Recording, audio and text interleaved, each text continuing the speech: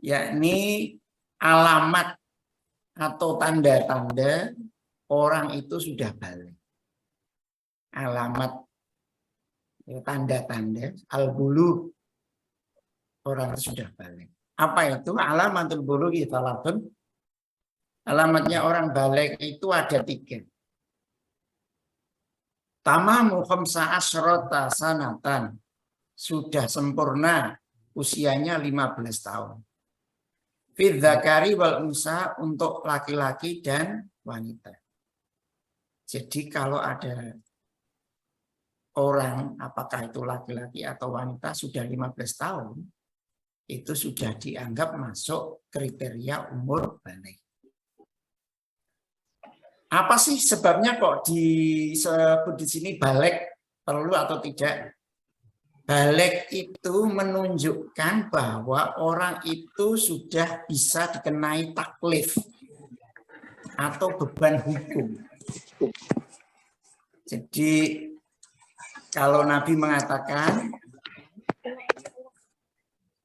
muru auladakum bisolah, perintahkan anakmu untuk sholat.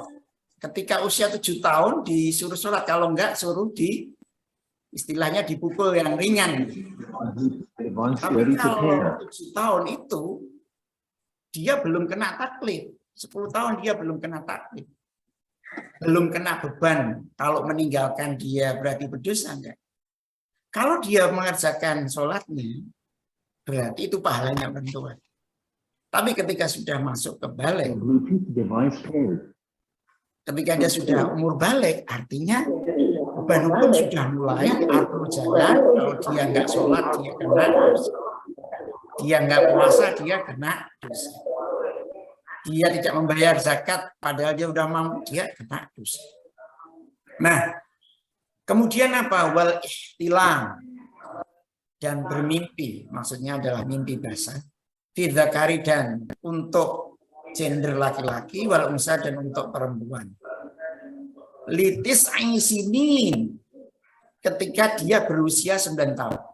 Nah, jadi ada kemungkinan belum mencapai umur 15 tahun, tetapi dia sudah masuk kategori balik. Kenapa itu? Kalau dia sudah ihtilam, biasanya minimal usianya 9 tahun. Kenapa kok usia 9 tahun?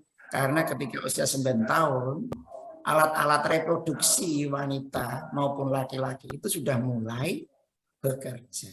Jadi ada kemungkinan pada usia 9 tahun di mana dia mulai mengalami yang namanya mimpi basah.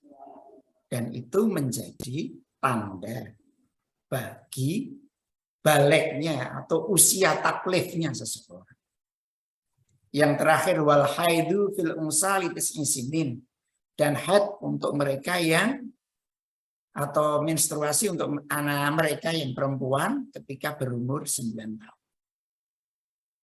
Jadi yang terakhir hanya khusus wanita, yang dua pertama untuk laki dan perempuan, yang terakhir untuk wanita. Inilah alamat dari balik atau usia di mana seseorang itu terkena kewajiban hukum. Pak Ahmad Supardi, apakah sampai di sini ada yang bertanya, Pak?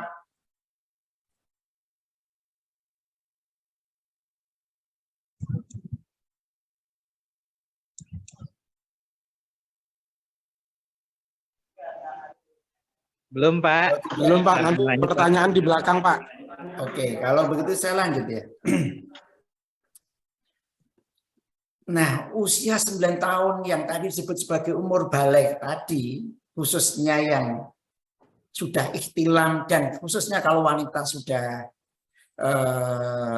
mengalami menstruasi, ini yang barangkali menjadi titik awal di mana seseorang itu dianggap dewasa secara alat produksi. Meskipun mungkin secara kedewasaan dalam psikologi mungkin belum.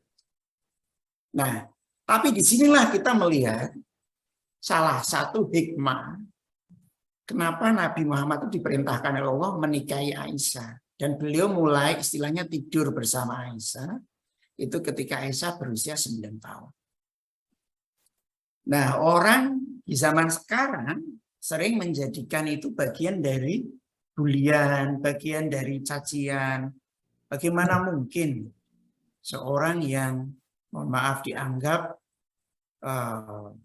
sangat agung tetapi menikahi gadis yang sangat belia. Nah, kalau kita melihat apakah judgmental kita itu sekarang memang usia seperti itu dianggap masih sangat belia. Mungkin anak kecil zaman sekarang usia 9 tahun dia belum bisa mencuci bajunya sendiri. Tapi pada tahun-tahun dalam sejarah sebelumnya 14 abad yang lalu, di mana semua kegiatan aktivitas itu melibatkan semua anggota keluarganya, maka usia seseorang menjadi dewasa itu mungkin bisa lebih singkat. Dan itu tidak hanya dialami di Arab, bahkan juga dialami di Barat sendiri. Di Amerika Serikat tahun 1871, izin untuk menikah itu diberikan untuk wanita ketika umur 7 tahun. Jadi masih sangat belia. Dan ini pernah terjadi dalam sejarah. Dan itu juga terjadi misalnya Raja Richard II dari Inggris, dia juga pernah menikahi anak di dalam usia 7 tahun. Nah, tapi kembali kepada hukum. Hukum itu kan sifatnya hitam putih. Artinya Nabi ketika menikahi Aisyah itu indikasinya Aisyah sudah balik. Artinya sudah fungsi reproduksi dalam dirinya itu sudah berjalan. Dan Nabi sebagai salah satu penentu hukum dan pelaku hukum. Dan itulah istimewanya karena ada hal-hal yang boleh dilakukan oleh Nabi, tidak boleh dilakukan oleh Nabi. Nah, kita kalau melihat sekarang di undang-undang perkawinan di Indonesia misalnya, usia wanita dibolehkan menikah itu setelah umur 16 tahun minimal. Nah, agak sedikit berbeda. Artinya di situ pemerintah kita melihat zaman saat ini mungkin lebih relevan anak perempuan itu bukan hanya dia tumbuh secara reproduksinya, tetapi diiringi dengan kedewasaan dalam sisi psikologinya.